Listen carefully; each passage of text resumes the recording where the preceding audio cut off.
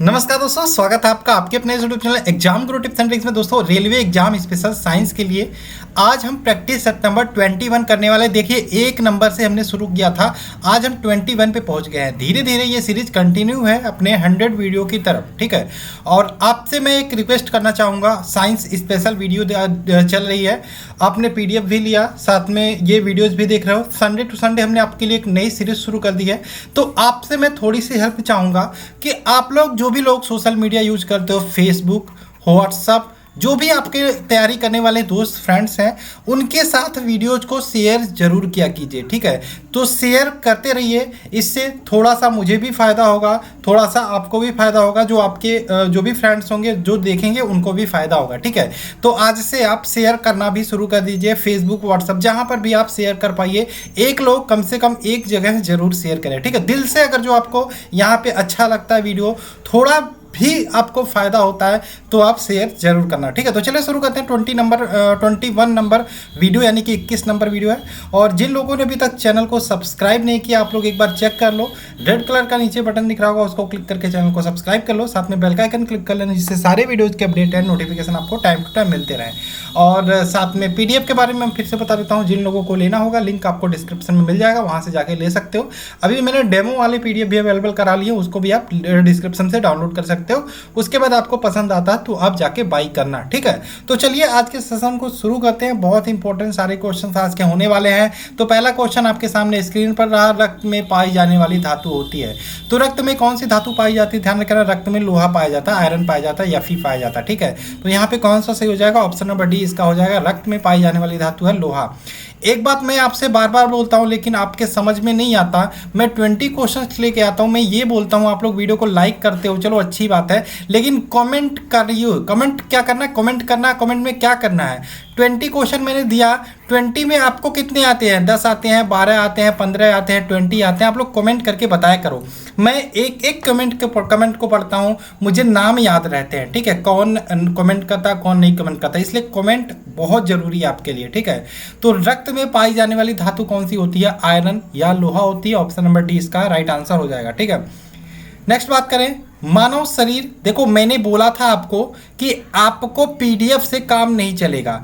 PDF के अलावा ये जो क्वेश्चंस मैं लेके आ रहा हूँ, मैं आपको बता देता हूँ, किरण की मोटी वाली बुक आती है, सारे क्वेश्चंस पूछे हुए वहाँ से मैं लेकर आता हूँ, ठीक है। और ये आपके रेलवे एग्जाम्स में इससे बाहर, PDF से बाहर, और मैं जो संडे टू संडे लेकर आ रहा हूँ वो आपका कहीं से बाहर नहीं जाए, क्योंकि आपको 3 जगह से पढ़ाई हो रही है। एक तो मेरे PDF से हो रही है, एक तो आपका किरण की मोटी बुक से हो रही है, एक तो आपका स्पीडी वाले बुक से मैं सारा क्वेश्चंस करा रहा हूँ संडे टू संडे। तो आपका क्वेश्चंस एक भी बाहर मैं जाने नहीं दूंगा, ठीक है। मानव शरीर की निम्नलिखित में से किस अंग में उपास्थि होती है? कल मैंने एक प्रश्न आया था, उसमें उपास्थि के बारे में मैंने बताया था, हड्डी की तरह होता है लेकिन हल्का लचीलापन होता है इसमें। मैंने बताया था नाक जो होती है इसमें उपास्थि पाई जाती है, और नाक की चोटी जो होती है उसमें उपास्थि वाली हड्डी पाई जाती है। आप अपने नाक को पकड़ के थोड़ा सा हिलाइए, देखिए हड्डी होता है लेकिन ये हिलता रहता है, ठीक है। ये टाइट नहीं होता, कड़ा नहीं होता, इसे बोलते हैं उपास्थि। कान में भी उपास्थि पाई जाती है, लेकिन यहाँ पे कान आपका दिया नहीं है, नाक दिया है, तो यहाँ पे आपका नाक इसका राइट आंसर हो जाएगा, ठीक है। नाक की चोटी या फिर बाएं कान में इसका बना होता है, किसका? उपास्थि का बना होता है। क्या होता है? ये हल्का लचीला होता है, ठीक है। आगे चले, पाचन क्रिया में प्रोटीन निम्नलिखित में से किस पदार्थ में बदलता है? देखो, प्रोटीन से बहुत क्रियाएं होती हैं, जब आप खाते हो कुछ भी वो बदलता है, लेकिन लास्ट में जो बनता है वो क्या बनता है? एमिनो अम्ल। एमिनो अम्ल इसका राइट आंसर हो जाएगा। ऑप्शन नंबर सी, एमिनो अम्ल, एमिनो एसिड। नेक्स्ट बात करें, निम्नलिखित में से कौन सी मद विटामिन है? विटामिन की बात पूछ रहा है। देखो, यहाँ पे आप देखोगे कैरोटीन, इंसुलिन। इंसुलिन क्या हार्मोन्स है? एड्रेनलिन हार्मोन्स है। यहाँ पे बात करें, ये देखो राइबोफ्लेविन, फ्लेविन। तो राइबोफ्लेविन की बात करें तो ये किसका रासायनिक नाम है? विटामिन B2 का। विटामिन B2 का रासायनिक नाम है, यानी कि यहीं पे राइबोफ्लोविन आपका, यही आपका राइट आंसर हो जाएगा, ऑप्शन नंबर बी, ठीक है। ऑप्शन नंबर बी इसका राइट आंसर हो जाएगा। क्या है राइबोफ्लोविन? विटामिन B2 का रासायनिक नाम। और यहाँ पे ध्यान रखना, ये B2 की बात करें, जल में घुलनशील विटामिन है, ठीक है, और कार्बोहाइड्रेट व अन्य पदार्थों के उपापचय में भाग भी लेता है, इसको ध्यान रखिएगा। आगे चले, मानव शरीर में वसा जमा होती है। वसा कहाँ जमा होती है? तो ध्यान रखना, वसा हमेशा वसा ऊतक में जमा होती है। वसा ऊतक की बात करें, वसा ऊतक में एक गोलाकार कोशिकाएं पाई जाती हैं, जिसमें इसी में फैट जो होता है, वसा होता है, वो बूंद बूंद के रूप में भरी रहती है। इसको ध्यान रखिएगा। मेन इंपॉर्टेंट जो है वसा ऊतक में जमा होता है, ये ध्यान रखिएगा। और एक बात और ध्यान रखिएगा, वसा जो होता है बाहरी चोटों से हमारी रक्षा करता है। क्या करता है? बाहरी चोटों से हमारी रक्षा करता है, अंगों की, ठीक है, और ठंड से शरीर की सुरक्षा भी करता है। ठीक, आगे चले। निम्नलिखित में से वह अंग कौन सा है जो मानव शरीर में ग्लाइकोजन के रूप में कार्बोहाइड्रेट को जमा करता है? तो ध्यान रखना, यकृत होता है। ऑप्शन नंबर डी इसका राइट आंसर होगा, यकृत। ठीक, क्वेश्चन नंबर 7 की बात करें। निम्नलिखित में से वह अंतःस्रावी ग्रंथि कौन सी है जिसे मास्टर ग्लैंड भी कहते हैं? कल मैंने बताया था मानव शरीर की सबसे बड़ी अंतःस्रावी ग्रंथि थायराइड ग्रंथि होती है। यहाँ पे पूछा जिसे मास्टर ग्लैंड भी बोलते हैं, तो मास्टर ग्लैंड बोलते हैं पीयूष ग्रंथि को। ऑप्शन नंबर ए इसका राइट आंसर होगा, पीयूष ग्लैंड। ठीक है, थोड़ा सा मुझे लैपटॉप चार्ज लगाने दीजिए। तो यहाँ पे इसका आंसर हो गया पीयूष ग्रंथि। ठीक है, तो चलो आगे चलते हैं क्वेश्चन नंबर 8 पे। क्वेश्चन नंबर 8 है आपका, निम्नलिखित में से तंत्रिका तंत्र का कौन सा भाग आंतरिक अंगों की क्रियाओं का नियंत्रण करता है? तंत्रिका तंत्र का कौन सा भाग आंतरिक अंगों की क्रियाओं का नियंत्रण करता है? तो ध्यान रखिएगा, प्रमस्तिष्क। प्रमस्तिष्क में ही हमारा एक पदार्थ पाया जाता है जिसे हम सेरिबेरम बोलते हैं, सेरिब्रम बोलते हैं, कहीं कहीं सेरिबेरम आपको देखने को मिल जाता है। और सेरिब्रेमम हमारे शरीर में विभिन्न क्रियाओं का नियंत्रण करता है, बहुत इंपॉर्टेंट पदार्थ है सेरिब्रेमम। यहाँ तक की बात करें, हम खड़े होते हैं, हम चल पाते हैं इसी पदार्थ के कारण। ये बैलेंसिंग का भी काम करता है। घृणा, प्रेम, भाव, हर्ष, कष्ट, हमारे मन में बहुत सारी भाव उत्पन्न होते हैं, सोचने समझने की शक्ति आती है, ये सारे इसी सेरिब्रम के कारण होता है। ठीक है, और ये कहाँ पाया जाता है? प्रमस्तिष्क में। ठीक है, तो इसका आंसर ऑप्शन नंबर बी हो जाएगा। नेक्स्ट बात करें क्वेश्चन नंबर 9।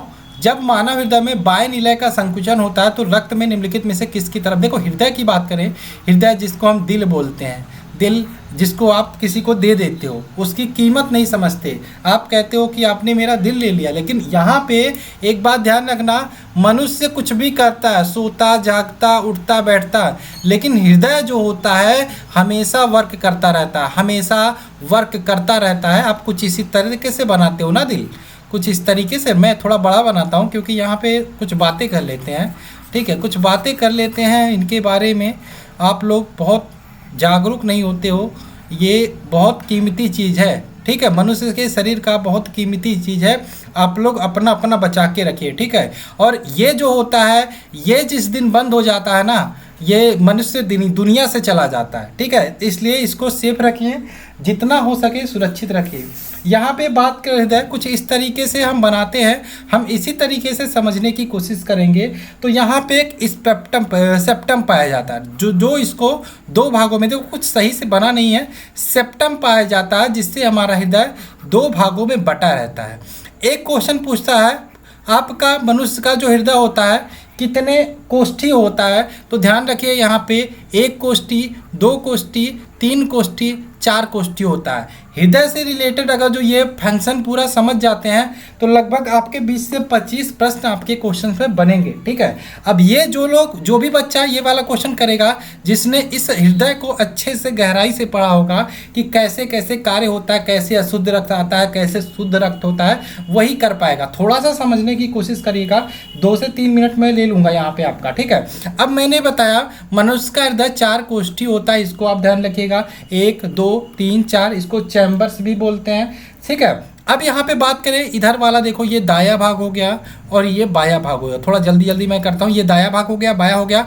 ऊपर वाले को आलिंद बोलते हैं, ये वाले को आलिंद बोलते हैं, ये वाले को हम निलय आलिंद बोलते हैं, ये वाले को निलय बोलते हैं, ये वाला को निलय बोलते हैं। यानी कि ये दाया आलिंद हो गया, ये दाया आलिंद हो गया और ये बाया आलिंद हो गया। ठीक है, ये बाया आलिंद हो गया और ये दाया निलय, हिंदी में बोल रहा हूँ, ये दाया निलय हो गया, दाया निलय, और ये बाया निलय हो गया। ठीक है, ये हो गया बाया निलय। यहाँ पे एक बात आपको मैं बता देता हूँ, थोड़ा सा मैं हिंदी प्रयोग कर रहा हूँ, तो एक बात यहाँ पे ध्यान रखना, धमनी, धमनी को हम क्या बोलते हैं? आर्टरी बोलते हैं, आर्टरी बोलते हैं। और एक आता है सिरा, सिरा को क्या बोलते हैं? वेन बोलते हैं। अलिंद की बात मैं कर रहा हूँ, अलिंद की यहाँ पे बात कर रहा हूँ, दाया अलिंद, अलिंद को आर्ट्रियम बोलते हैं और निलय को वेंट्रिकल बोलते हैं। तो ये ध्यान रखिएगा, इंग्लिश वाले जो बच्चे हैं वो ध्यान रखेंगे। तो मैंने दाया अलिंद बताया। सबसे पहले मैं बात करूं, ये आपको पता चल गया, ये कुछ तरीके के वाल्व लगे होते हैं। जैसे अगर जो यहाँ से आप सांस ले रहे हो या ब्लड आ रही है तो यहाँ से इधर ही आएगा, ना कि उल्टा जाएगा। उल्टा नहीं जाएगा, क्योंकि उल्टा जाएगा तो ये वाल्व रोक लेगा, ठीक है। वाल्व की तरह आप समझिएगा। सबसे पहले यहाँ पे अब मैं बता देता हूँ, कुछ सिरा पाई जाती हैं, जिसे यहाँ पे एक सिरा होता है, नस की तरह कह सकते हो। यहाँ पे ये होता है आपका, इसको हम अग्र महासिरा बोलते हैं, अग्र महासिरा बोलते हैं। और यहाँ पे एक होता है जिसे पश्च महासिरा बोलते हैं, ठीक है। पश्च महासिरा, अग्र महासिरा। अब देखो यहाँ पे मैं आपको बताना चाहूँगा, यहाँ से आपका ब्लड आता है। क्या आता है? ब्लड आता है, ठीक है। ये ब्लड आता है,